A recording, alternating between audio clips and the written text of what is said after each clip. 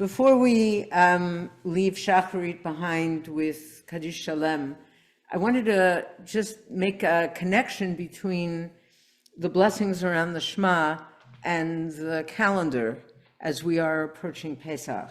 So the festival cycle, the Shlosh Regalim, begins with Pesach in the spring, and it follows the order of the formation of the Jewish people, in a certain sense, creation of us, right, as we come through Mitzrayim, and then Revelation with Shavuot, and then a kind of redemption with Sukkot. And as I've taught quite often, Pesach is a very particularistically Jewish holiday, right? Pesach is when we sit at the Seder table and we tell the family story. We talk about who we are and where we came from and what our identity is and what we share as a people. By Sukkot, we're in a very universalistic mode. Everything about Sukkot is a focus on opening the doors and having, permeable walls and the offerings that are made on behalf of all the nations. And right, we're in a much more universalist mode with integrating everything.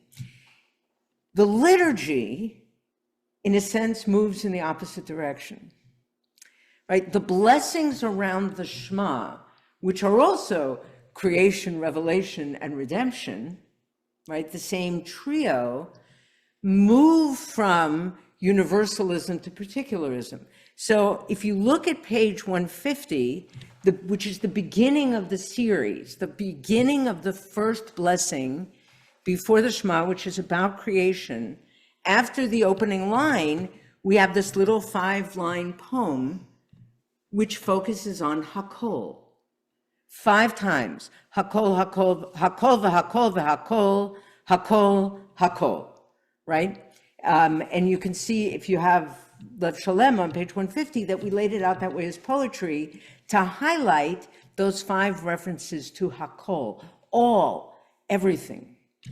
If you jump ahead to the end of the series of the blessings around the Shema, at the bottom of page 158, you have 5 lines, each of which ends with Yisrael. We bolded it in the book so you can see it. Yisrael, Yisrael, v'Yisrael, Yisrael, Yisrael, right? So the liturgy moves us from a focus on all, on God creating everything and everyone, to our own particularity. And what I want to suggest is that the movement goes in both ways, right? So the liturgy teaches us that our Jewish identity as particularistically Jews has to be grounded in a universalist sensibility, in which we recognize that God is creator of all and everyone. And we are part of that. We have to care about that. The festival cycle moves us in the opposite direction. We figure out who we are, and then we move to what is our place in the larger world?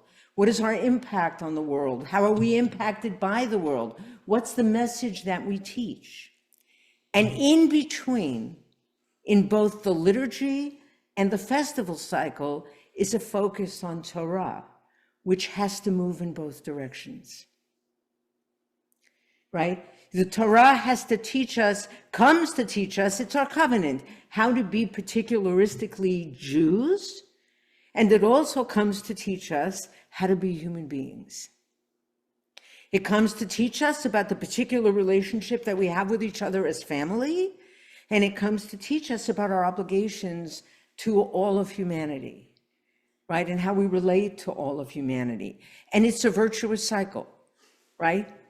Where as human beings, it leads us to be better Jews, and as Jews, it leads us to be better human beings, and it goes around in a cycle, influencing each other in both directions. So I just wanted to sort of highlight that before we leave these blessings around the Shema, and what a beautiful structure that is, in that every day we encounter both universalism and particularism, and throughout the year, we move from particularism to universalism. right? And we're in both moves, both directions all the time.